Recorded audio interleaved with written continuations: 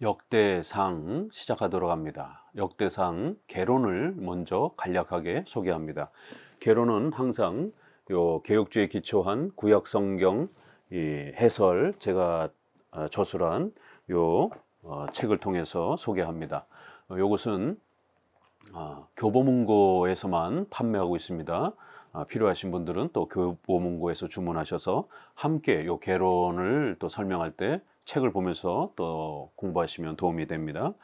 자, 역대상하. 역대상하는 사무엘상하, 열왕기상하 이런 내용들이 압축이 되어서 거의 같은 비슷한 내용들이 이렇게 소개가 됩니다. 그렇지만 또 다른 차이점이 있습니다. 왜냐하면 역사적, 시간적 차이에서는 앞부분은 사무엘서나 열왕기서는 이스라엘 백성들이 멸망하기 전 바로 이스라엘 열왕들의 역사를 소개를 한 것이고, 역대상하는 바벨론 포로에서 돌아온 이제 이스라엘 백성들을 향해서 열왕의 역사들을 또 이스라엘의 역사들을 압축해서 소개하는 것입니다. 그렇기 때문에 대상이 좀 다릅니다. 이러한 공통점과 차이점이 어떻게 이렇게 또 구별이 되는지를 잘 이해하면서 비슷한 내용이고 또 어떤 거는 문자 그대로 거의 동일한 표현들이 반복되고 있을 때 왜 성경은 이렇게 반복적인 표현을 우리에게 소개하는지, 또 그럼에도 불구하고 이렇게 시간적으로 멸망 전과 멸망 후에 이스라엘 백성들에게 또 주는 메시지와 또 계시의 내용이 하나님의 뜻의 내용이 어떤 부분이 또 이렇게 또 차이점이 있는지를 또 우리는 잘 분별하면서 이 역대상하를 또 배워가야 됩니다. 이런 부분들을 잘 헤아리지 못하면 같은 얘기가 거의 반복이 되다 보니까 역대상하를 읽을 때는 굉장히 지루함을 이렇게 느끼고 앞에서 다 했던 이야기들을 반복하다 보니까 집중해서 이렇게 읽지 못하는 이제 이런 일들이 많이 벌어집니다. 그러나 성경이 반복할 때는 꼭 이유가 있는 겁니다. 사복음서도 4번이나 이렇게 반복하지만 비슷하지만 분명히 또 차이점이 존재합니다. 그리하여 4번에 걸쳐서 예수님의 생애의 중요한 복음의 그 핵심을 더욱 강조하고 또 각각의 4번의 또 그러한 복음의 그러한 독특한 특징들을 각각 구별해서 또 강조하면서 또 그 복음의 풍성함들을 더해주는 것입니다. 이렇게 역대상도 상하도 비슷한 열왕기의 역사들을 소개하는 공통점이 있는 겁니다. 그 열왕기 역사들의 왕들의 역사에 있어서 아주 중요한 부분들이 있기 때문에 반복하는 것입니다. 그럼에도 불구하고 시간적으로 포로 전과 후의 차이가 있기 때문에 또 그러한 하나님의 뜻의 깊은 면들을 또 우리가 배워갈 수 있는 겁니다.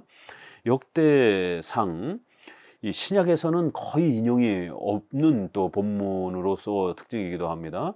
또 사무엘과 열왕기서가 이렇게 반복되지만 한 절반 정도가 반복이 되고 또 절반 정도는 오히려 새로운 내용들이 또 이렇게 추가가 되고 있기 때문에 어떤 내용들이 새롭게 추가되는지도 또 함께 이렇게 잘 분석해 보셔야 됩니다. 이 역대상하는 히브리어 원래의 본문에서는 룻기서, 에스더, 느헤미야, 에스라와 함께 성문서에 또 이렇게 배치를 해놨습니다. 그게 특징이고요. 70인역 이 헬라어 성경에서는 헬라어 의미에서는 제외된 것, 생략된 것, 이렇게 열왕기에 포함되지 않은 것, 이런 제목을 갖고 있습니다.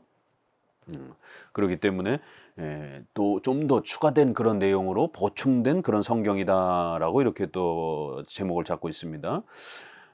라틴어라든가 이제 영어라든가 우리 한글은 역대상, 그래서 크로니클 이렇게 해서 거룩한 역사의 모든 기록, 역사의 연대기, 이러한 역사를 압축한 것, 이런 의미가 좀 더 강하고 70인역은 그 이 열왕기서와 역대상하의 그런 아주 중요한 차이점을 이렇게 구별해서 이렇게 좀 더 성경 제목으로 잡아주면서 헬라어로 파라레이포메나 이렇게 해서 추가된 것, 열왕기에서는 제외된 그러한 나머지 내용들, 이렇게 좀 더 이름의 특징을 잡아줬습니다. 저자는 에스라가 이렇게 작성한 걸로 소개합니다. 에스라는 바로 느헤미야와 함께, 에스라는 종교 지도자고 느헤미야는 이제 정치 지도자이기 때문에 이 두 지도자가 포로에서 귀환하면서 결국 이스라엘 백성들을 이끌고 오고 또 성경을 전체적으로 다시 또 이렇게 모아서 백성들에게 가르치고 성전을 건축하고 이스라엘 나라를 건국하는 이러한 중요한 역할을 했기 때문에 에스라가 이 저자로 소개가 됩니다. 그리고 성경 이 기록의 기간은, 본문의 역사 기간은 창조에서 BC 970년까지 엄청난 방대한 시간 전체를 이렇게 담고 있습니다. 그리고 기록 연대는 이제 에스라가 예루살렘으로 포로에서 돌아온 대략 BC 430년경으로 기록한 것으로 봅니다. 내용의 연대는 창조에서부터 970년 이렇게까지 다루고 있고, 기록 연대는 조금 후대로 이렇게 차이가 있습니다. 핵심 주제는 다윗 왕국의 연속성, 포로 전 이스라엘과 언약적 연속성을 강조합니다. 이스라엘의 족보의 연속성을 정리합니다. 아브라함, 이삭, 야곱, 유다, 다윗, 솔로몬, 남유다의 계보를 강조합니다. 특별히 제사장적 관점에서 종교개혁을 이렇게 소개합니다. 열왕기서는 역사학자 관점에서 이렇게 아주 자세하게 소개를 하는데, 역대상하는 제사장 관점에서 이렇게 주로 예배와 관련된 부분에 초점을 맞춥니다.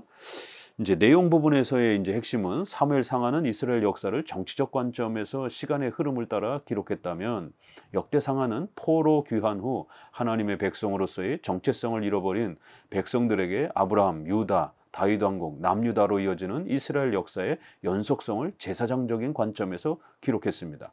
따라서 역대기는 포로 생활로 하나님과의 언약 관계가 끝났는가, 우리가 지금도 하나님의 백성인가 라는 질문에 답해주고자 한 겁니다.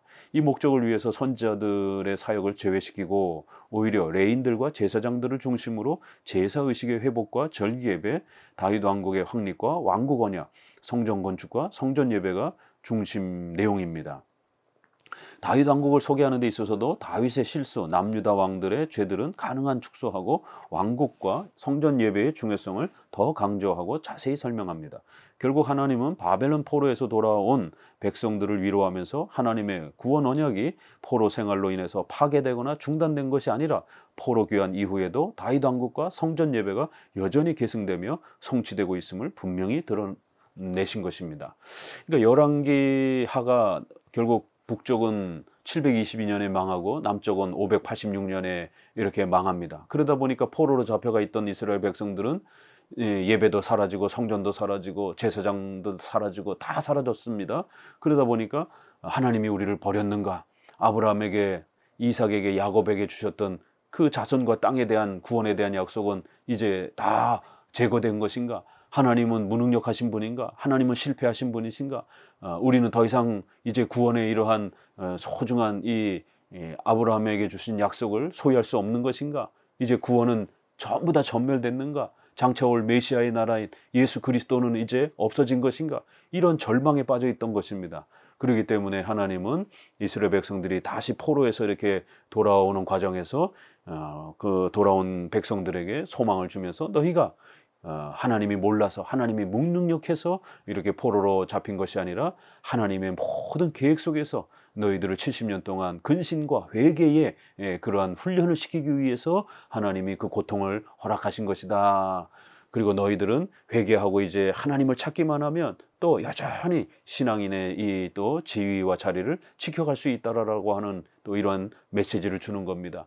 아브라함에게 주셨던 자손과 땅에 대한 약속, 장차 메시아가 올 것이고 그 메시아의 나라를 우리에게 주을 것이다라고 하는 이 소중한 약속은 중단되지 않았다라는 거예요. 하나님은 잠깐 이제 중단했을 뿐이고, 임시적으로 중단했을 뿐이고, 이제 다시 놀라운 기적에 의해서 이방 나라의 왕들의 또 마음의 변화에 의해서 포로를 해서 풀어주고, 그렇게 가나안 땅으로 돌아왔고, 또 성전을 다시 짓고 신앙과 예배가 다시 회복될 수 있도록 하나님이 이렇게 역사에 가지 않느냐. 하나님이 약속하신 메시아와 메시아의 나라는 절대로 중단되지 않는다. 하나님이 선택하고 예정한 백성들, 하나님의 교회는 절대로 사라지는 게 아니다. 하나님이 포기하지 않고 하나님이 그 약속을, 은혜 언약을 지켜가신다라고 이렇게 포로에서 돌아온 백성들, 소망과 희망을 다 잃어버린 백성들에게 소망의 메시지를 주는 겁니다. 그래서 역대상하는 같은 역사를 소개하면서 너희가 바로 이 아브라함과 이삭과 야곱의 자손이다. 다윗의 후손들이다. 바로 이스라엘 백성들, 하나님이 택한 12지파의 후손들이다라고 하는 것. 너희에게 바로 성전과 또 예배와 하나님의 자손과 또 이러한 땅에 대한 약속이, 구원의 약속이 여전히 남아있다. 하나님의 구원은 여전히 펼쳐지고 있다라고 하는 희망을 다시 불어넣어 주신 것입니다.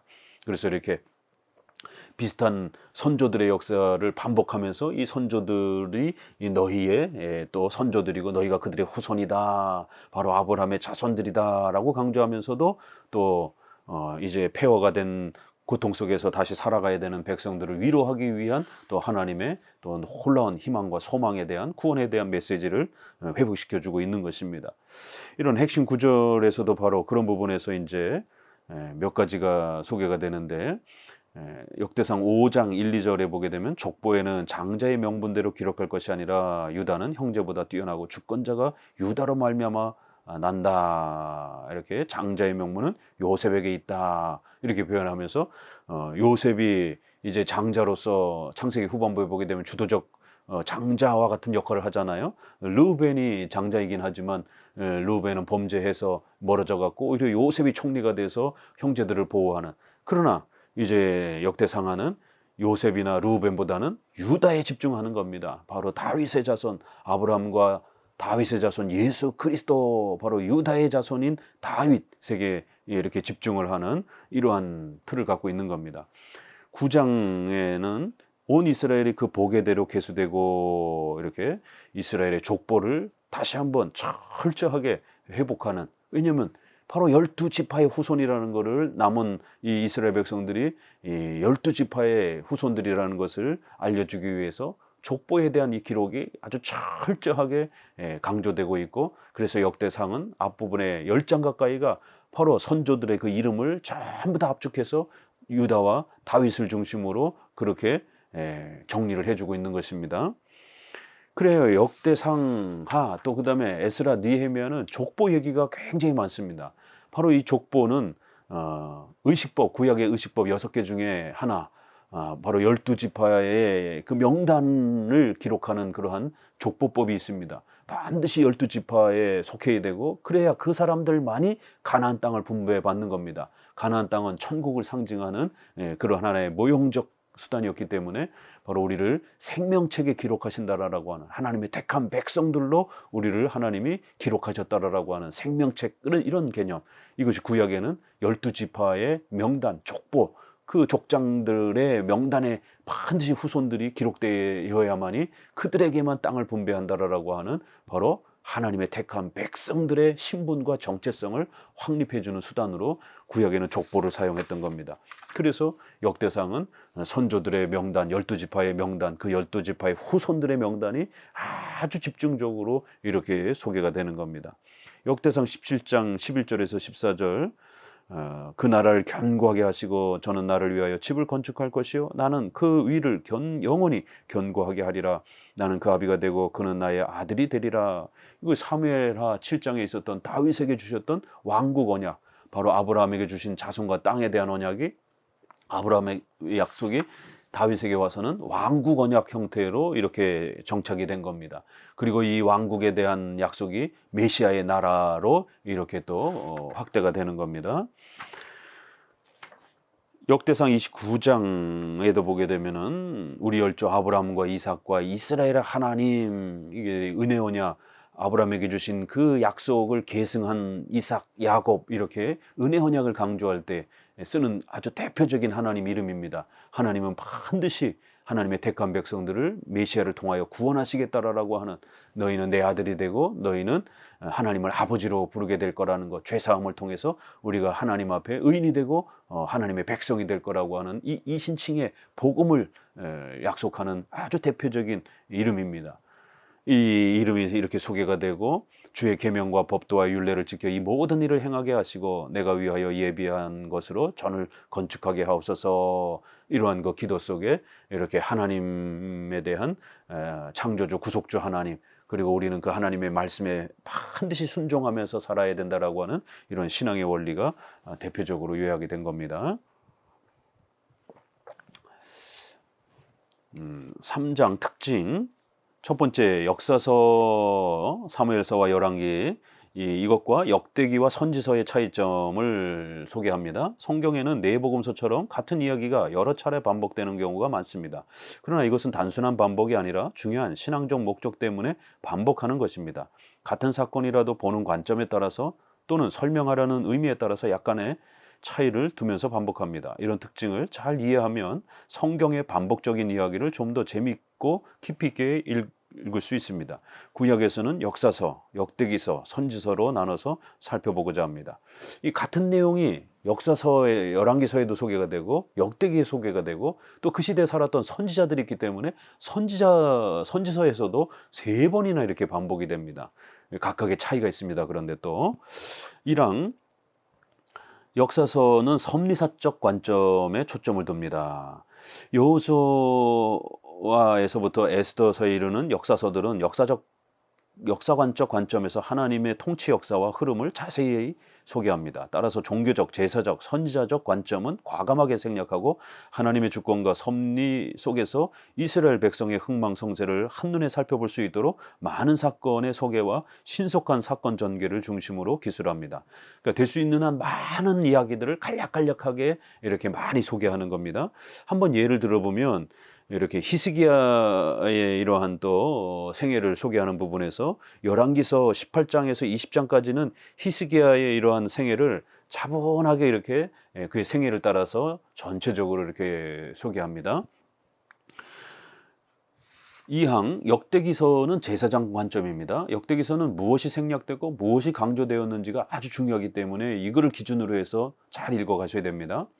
역대기서는 일반 역사가 생략됐고 제사적이며 종교적인 이런 예배의 중요성 이런 부분이 더 강화됐습니다. 이스라엘 백성은 70년 동안 바벨론 포로로 비참한 생활을 겪으면서 다윗 왕국의 붕괴와 아브라함의 언약이 단절되는 것 같은 실패와 좌절을 맛보았습니다. 이런 상실감에서 돌아온 백성들에게 에스라는 다윗 왕국의 부흥과 언약적 연속성에 대한 확신과 하나님 나라의 백성이라는 소속감과 정체성을 확립시켜 줘야만 했습니다. 이와 같은 목적 때문에 창세기부터 포로를 거쳐 현재까지의 전 역사를 아브라함과 다윗의 역사를 중심으로 소개하면서 하나님의 주권적, 섭리적 통치 아래 모든 것이 계획대로 진행되고 있음을 보여줍니다. 따라서 다윗 왕국을 중심으로 예배와 레위지파를 통한 제사의 회복과 성전의 회복이 중심 내용입니다. 이렇게 예배와 관련된 내용들이 아주 중요하게 펼쳐집니다. 그래서 레위지파의 이러한 활동과 내용에 대해서 어떤 성경보다도 새 성경 중에 가장 많이 소개가 됩니다. 히스기야 역사도 한번 보게 되면은요, 히스기야의 이러한 내용이 역대기에서는 첫째 성전 회복과 그리고는 둘째는 레위직과 제사제도의 회복이 많이 소개가 됩니다. 이게 성전 회복은 앞부분에서도 조금 다뤘지만 역대기에서는 훨씬 더 많이 다루고 레위직에 대한 회복도 더 많이 추가가 됩니다.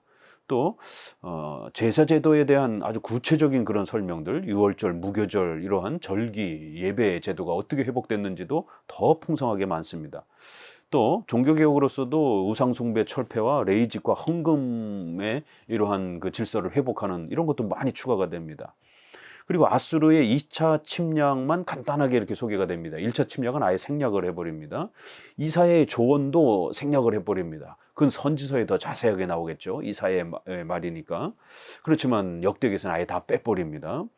또 히스기야의 질병과 바벨론 사절 사건이 간단하게 소개가 되는데 오히려 거기에 대한 이 히스기야의 신앙 고백이 훨씬 더 중요한 이제 이런 이 앞부분에서는 소개가 됐지만 히스기야의 신앙 고백은 과감하게 생략하고 왜 하나님이 이 질병을 사용하셨는지에 대한 의도가 역대하 32장 31절에 바벨론 방백들이 히스기야에게 사자를 보내어 그 땅에서 나타난 이적을 물을 때에 하나님이 히스기야를 떠나시고 그 심중에 있는 것을 다 알고자 하사 시험하셨더라. 이렇게 히스기야를 시험하셨더라라고 하는 내용이 바로 이 사건의 배경이다라고 하는 아주 놀라운 사실을 소개합니다. 이거는 역대기밖에 없습니다. 이렇게 역대기는 남유다를 중심으로 하는 종교개혁의 원칙과 헌신의 이러한 중요성을 훨씬 더 많이 이렇게 강조하면서 예배의 이러한 신앙의 개혁에 초점을 맞춥니다. 사망 선지서는 선지자적 관점입니다. 당연히 이렇게 선지자들이 집중적으로 이렇게 접근을 하니까요. 이사야, 예레미야, 에스겔, 다니엘 선지자들은 포로 전과 직전 그리고 포로 후의 역사 속에서 이스라엘 백성의 죄와 심판과 구원과 회복에 대한 메시지를 전했습니다. 선지서는 역사서에 소개된 내용들이 선지자들의 목소리를 통해서 다시 소개됩니다. 그러나 선지서의 성격이 모세오경의 해석과 올바른 적용에 대한 설명적 특징을 가지고 있기 때문에 같은 사건을 소개하면서도 선지자적 관점을 강화하여 이스라엘 백성들의 흥망성쇠의 원인과 회복의 방향을 구체적으로 분석해 주었습니다. 따라서 선지서에서 소개되는 내용들은 좀 더 실천적이며 역동적이고 박진감 넘치는 표현을 따라 신앙의 원인과 답에 대한 적용적 특징이 두드러집니다. 이게 선지자들은 모세오경을 기준으로 해서 하나님의 십계명을 기준으로 해서 너희가 이렇게 실패한 이유가 무엇인지를 강하게 책망합니다. 그 죄의 원인을 강하게 책망합니다. 이렇게 불신앙으로 망가지게 된 그 원인을 아주 집중적으로 파고들면서 책망합니다. 어디서 잘못됐는지를 하나님의 말씀 모세오경을 기준으로 해서 바로 이런 걸 잘못했기 때문이다라고 그 원인을 추적합니다. 그리고는 어떻게 해야 살아날 수 있는지, 어떻게 해야 하나님의 도움을 받을 수 있는지 바로 답을 제시합니다. 이렇게 죄를 지적하고 회복할 수 있는 답을 주는 이렇게 구체적인 그러한 이 적용을 살펴주는 죄의 원인 또 그다음에 회복의 또 원인 또 회복의 방향 이런 부분들을 소개하기 때문에 책망을 할 때는 아주 무섭게 책망하죠. 그러니까 훨씬 더 역동적이고 실천적입니다. 또 살아날 수 있는 방법을 이렇게 아주 강력하게 제안을 하기 때문에 또 아주 역동적입니다. 히스기야에 대한 내용도 이사야 36장에서 39장에 소개되는데 아수르의 2차 침략이 그것만 이렇게 소개가 됩니다. 그럴 때 이제 이사야의 조언, 너희가 왜 이렇게 위험에 처했는지에 대한 그 원인, 또 여기서 어떻게 살아남을 수 있는지에 대한 답, 이거를 이사야가 아주 많은 내용으로 소개를 합니다. 그래야 히스기야의 이러한 기도도 아예 생략해버리고요. 히스기야의 감사와 찬양이 이제 오히려 더 집중적으로 소개가 됩니다. 이사야는 이 본문을 통해서 히스기야의 질병과 사건의 원인이 무엇인지 그리고 그 회복의 성격이 무엇인지를 구체적으로 제시해 줍니다. 이렇게 히스기야 질병과 관련된 사건에서도 그 원인이 무엇이고 답이 어떻게 또 해결되어야 되는지를 이렇게 적용해 줍니다.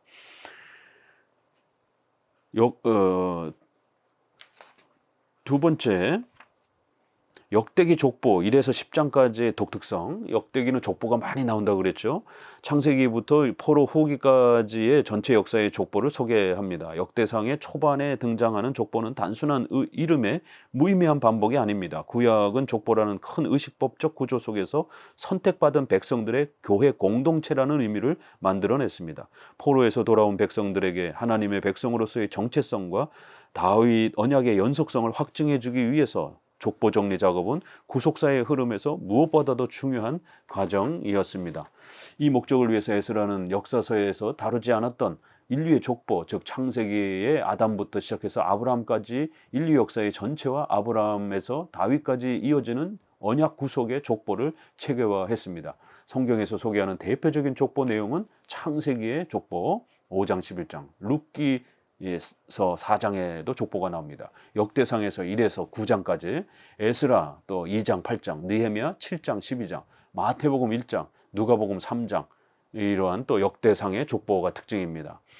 이러한 족보는 신약으로 이어지면 생명책에 기록한다 이런 형태로 연결되면서 우리 구원의 신분과 정체성을 확립해주는 아주 중요한 구약의 우리가 신자됨을 알려주는 중요한 하나의 신앙적 수단이었던 것입니다. 그래서 그 12지파에 기록된 사람들에게만 가나안 땅을 분배해 준다라는 것, 바로 그 가나안 땅은 천국을 소유하는 그러한 신분을 또 이렇게 얻게 되는 표시로 이렇게 또 사용했던 겁니다.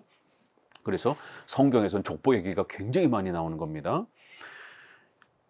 1항 아브라함의 족보, 1장은 언약의 조상으로서 아브라함의 족보를 소개합니다. 역대상 1장에서요.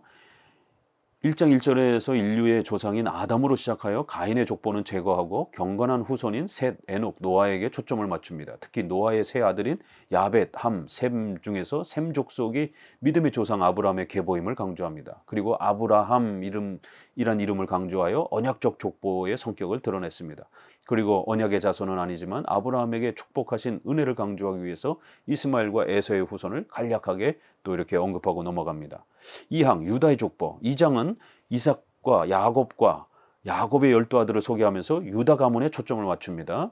유다 가문은 창세기 49장 10절에서 예언한 것처럼 메시아의 조상이었기 때문에 구약에서 아브라함 다음으로 하나님의 언약을 이어받은 핵심적 인물로 소개가 됩니다.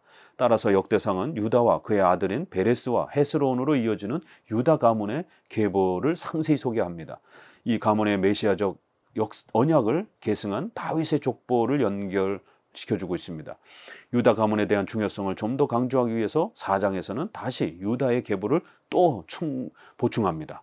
3장 다윗 가문을 중심으로 2장과 4장에서 유다 가문의 계보를 배치하여 다윗 가문이 창세기 49장의 메시아 예언을 성취하고 계승한 가문임을 강조했습니다. 49장에 보게 되면 유다의 지파에서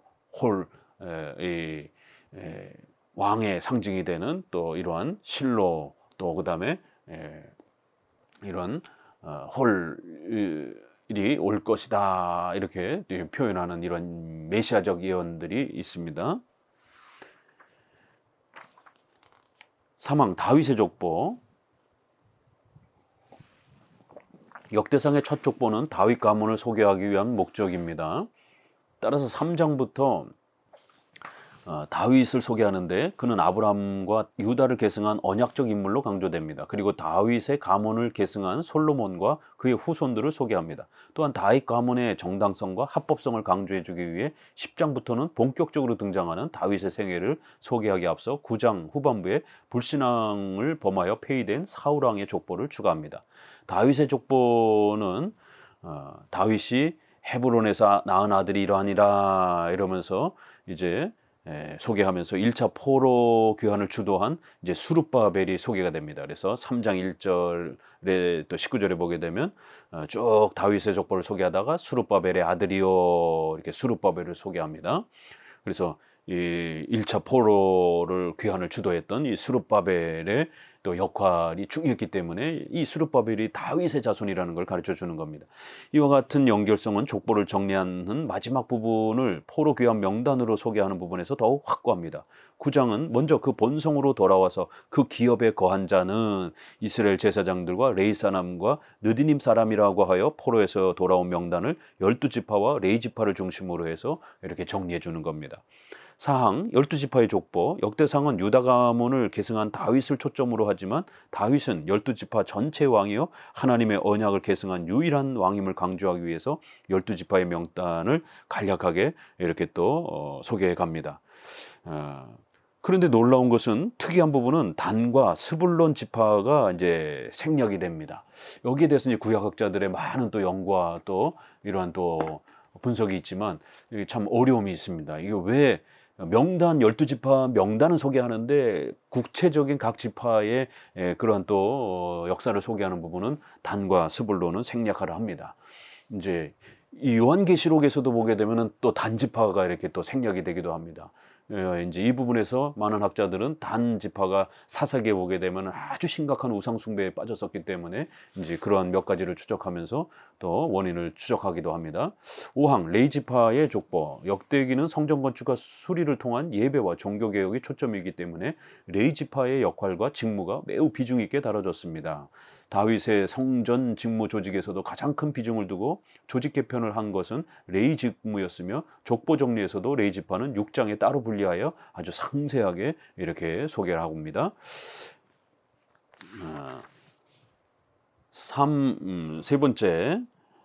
세 번째로 이제 구약의 족보의 특징, 역대상의 족보를 좀 더 깊이 있게 이해하기 위해서는 성경 전체에서 차지하는 족보의 성격과 구조를 살펴볼 필요가 있습니다. 구약은 하나님의 창조주 되심과 구속주 되심을 족보라는 의식법적 체계를 통해서 가르칩니다. 특히 창세기는 10개의 족보 구조를 체계적으로 정리하여 족보의 특징을 강조하기도 했습니다.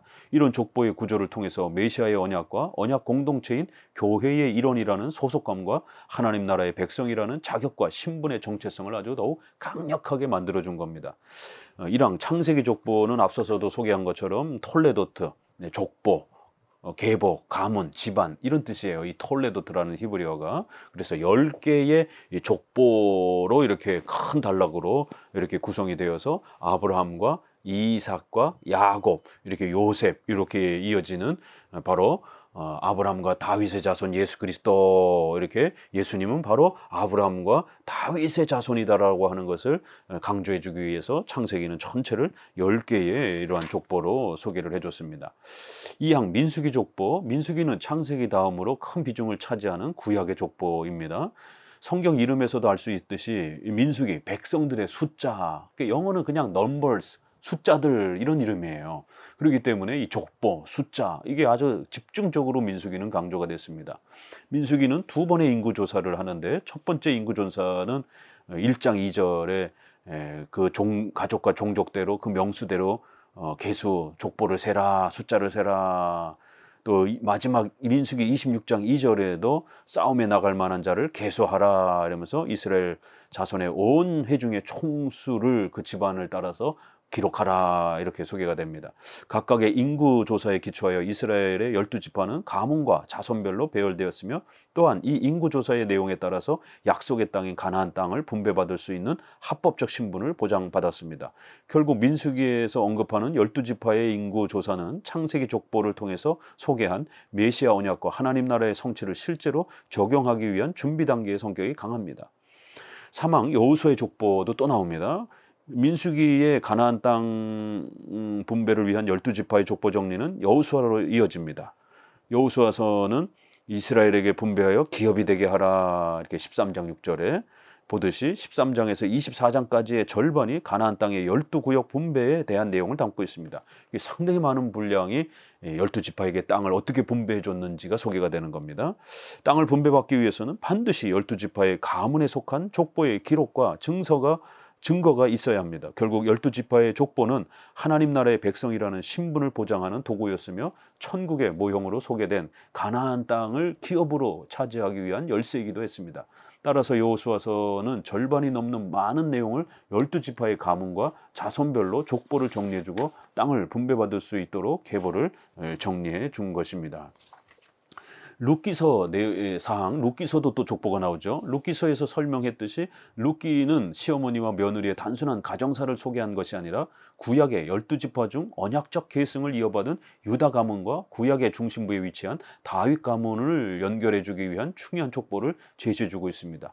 특히 기업 물을 자에서 나온 고엘 제도는 가족을 이렇게 빚으로부터 탕감하고 속량한다는 제도로서 후에 집안의 가문을 연결시켜주는 계대 결혼의 또 이러한 기초가 되기도 합니다. 유다 가문을 중심으로 소개된 룻기의 이러한 베레스 족보는 오벳은 이새를 낳고 이새는 다윗을 낳았더라 라고 이렇게 끝나면서 바로 유다 가문이 다윗의 후손으로 이렇게 이어지는 것을 소개합니다. 자, 5항 에스라, 느헤미야 1, 2차 포로 귀환 족보가 있습니다. 포로에서 돌아온 명단을 반복해서 소개를 합니다. 아브라함과 이스라엘 12지파와 다윗으로 계승된 구약의 족보 구성이 아시리아와 바벨론 포로 생활로 중단되었습니다. 따라서 언약 계승과 하나님의 백성으로서의 신분과 정체성을 확보하기 위해서 구약은 포로 귀환 족보를 소개합니다. 에스라와 느헤미야에서 이제 느헤미야 7장 5절에도 보게 되면 그 보게대로 계수하게 하신 거로 돌아온 자의 보게를 족보를 얻었는데, 이렇게 1, 2차 포로 귀환 명단은 하나님의 구원과 언약이 중단된 것이 아님을 증명하고 옛 신분을 계승하는 중요한 증거 자료가 되었습니다. 큰 네 번째 신약 족보의 특징, 마지막으로 이제 신약 족보까지도 좀 더 살펴봅니다.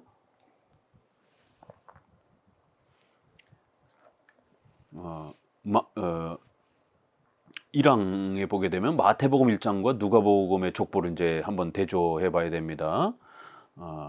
1번에는 마태복음 이제 1장에 나와 있는 아브라함과 다윗에서 예수님까지의 족보인데요. 마태복음은 모든 대수가 아브라함부터 다윗까지 연례되어 이러면서 다윗부터 바벨론에 이갈 때까지 연례되어 바벨론으로부터 이간 후부터 그리스도까지 연례되다 이러면서 아브라함과 다윗으로 이어지는 구약의 메시아 족보를 세 번으로 나눠서 이렇게 42대로 정리를 합니다.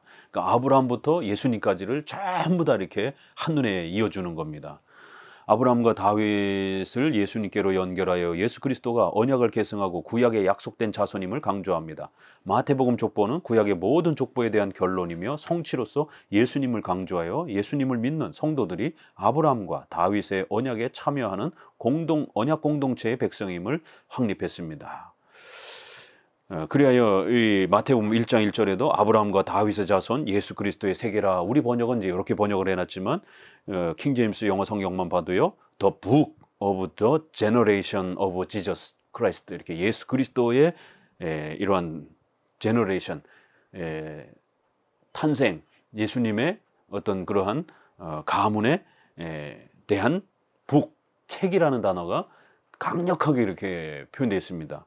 왜냐하면 이게 헬라어의 비블로스라고 하는 분명히 원문에 있기 때문에 그렇습니다. 책이라는 단어가.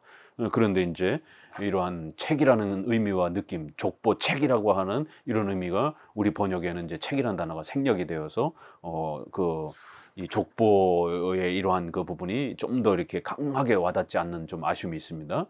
자, 2번 누가복음 3장의 창세기에서 예수님까지의 족보가 있습니다. 마태복음이 유대인을 대상으로 요셉의 족보를 추적하여 예수님이 구약의 언약 성취자임을 강조한 것과는 달리 누가복음의 족보는 그 이상은 에노스요, 그 이상은 셋이요, 그 이상은 아담이요, 그 이상은 하나님이시니라. 3장 38절 말씀처럼 이방인을 대상으로 아브라함을 넘어서 아담과 하나님께로 연결시키는 인류 역사 전체의 족보를 76명으로 체계화했습니다.